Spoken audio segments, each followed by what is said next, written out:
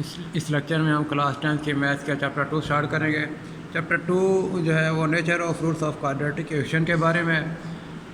जैसा कि हम जानते हैं क्वाड्रेटिक इक्वेशन की जो जनरल फॉर्म होती है वो आती है A X square plus B X plus C is equal to 0, और इसके रूट्स जो होते हैं वो minus B plus under root B square minus 4c divided by 2 है, और minus B minus under root B square minus 4ac divided by 2 होती हैं।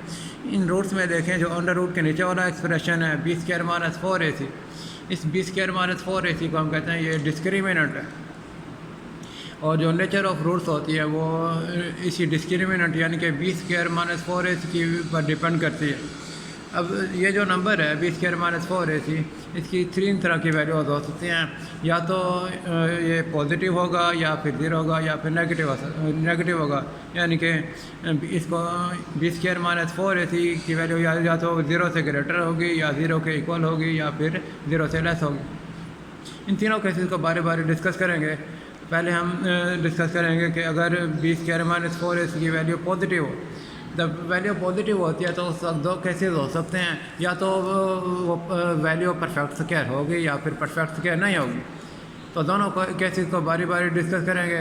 तो अगर बी स्क्वायर माइनस 4ac की वैल्यू पॉजिटिव हो और परफेक्ट स्क्वायर भी हो तो रूट्स जो होती हैं वो रैशनल और अनइक्वल होती हैं। अगर इसकी value B square minus 4ac की वैल्यू पॉजिटिव तो हो लेकिन परफेक्ट स्क्वायर ना हो, तब जो रूट्स की वैल्यू है वो इर्रेशनल रूट्स होती हैं या फिर और अनइक्वल होती हैं। अब सेकंड केस डिस्कस करना है कि बी स्क्वायर माइनस 4ac की वैल्यू अगर 0 हो तब क्या होता है। अगर बी स्क्वायर माइनस 4ac की वैल्यू 0 हो तो roots are real and equal, जो रूट्स होती हैं वो रियल और इक्वल होती हैं।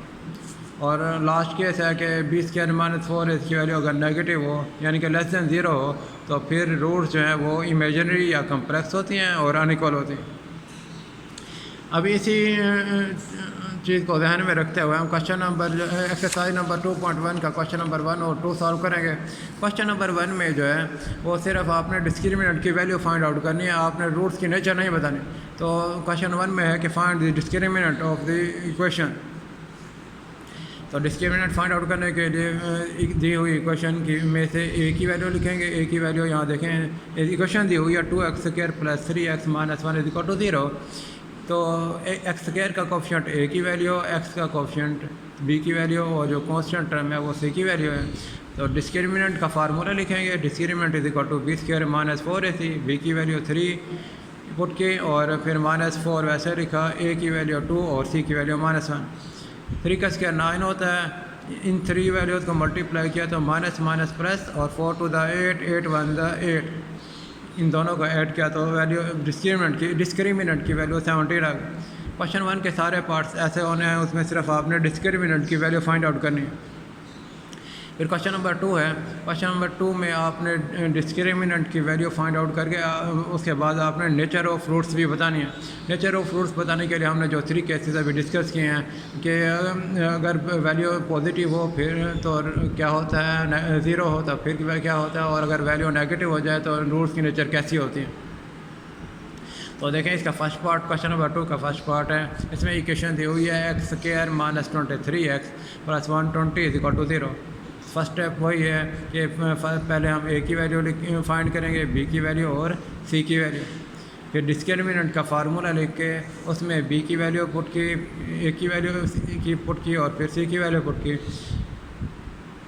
माइनस 23 का स्क्वायर 529 होता है। इस तरह इन तीनों को मल्टीप्लाई किया तो 480, सब्ट्रैक्शन के बाद आंसर आया 49।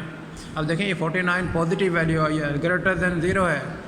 और दूसरी बात कि 49 को हम 7 का स्क्वायर भी लिख सकते हैं, यानी कि ये परफेक्ट स्क्वायर भी है, पॉजिटिव भी है और परफेक्ट स्क्वायर भी है, यानी कि बी स्क्वायर की value greater than 0 and perfect square है। तो जब इस तरह का केस है तो जो रूट्स होती हैं वो रैशनल और अनइक्वल होती हैं। इस तरह अगर हम इसका थर्ड पार्ट सॉल्व करें तो उसमें इक्वेशन दी हुई है 16x square minus 24x plus 9 is equal to 0। इसमें ए की वैल्यू 16 है, बी की वैल्यू माइनस 24 है, सी की वैल्यू 9 है।